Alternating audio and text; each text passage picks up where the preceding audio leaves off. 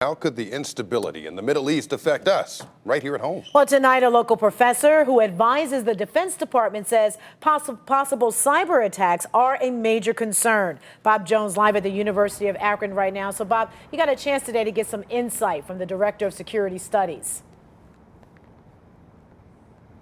Well, Danita, he's also part of a group of academics advising the military on how to best achieve U.S. interests. And right now, he believes guarding against the possibility of a cyber attack should be a top priority. It's one of the most likely options, actually, that the Iranians could exercise against the United States. University of Akron political science professor Karl Kaltenthaler gives Middle East policy, but not tactical advice, to the Joint Chiefs of Staff and Central Command.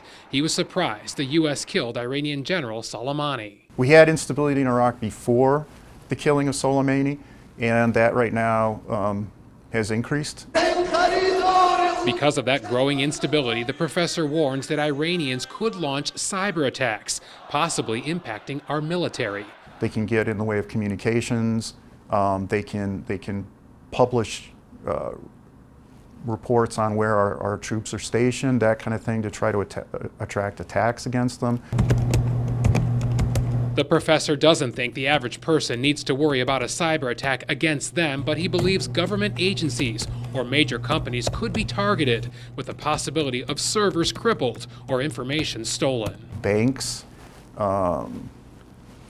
department stores, any number of economic institutions that they have, and government institutions too, that they have contact with, could get hit by cyber attacks, and that can make their life difficult. Kaltenthaler was surprised by reports today that U.S. officials increasingly believe an Iranian missile shot down a Ukrainian plane, killing more than 170 people. They're kind of a hair's trigger right now, the Iranians. They're worried about the United States and potential retaliation.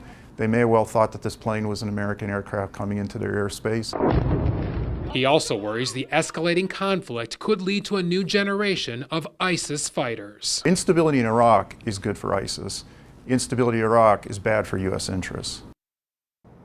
And to that point, the professor says he's actually working on a project advising the government on ways to stop the radicalization of people displaced from Iraq and Syria. Live in Akron tonight, Bob Jones, News 5.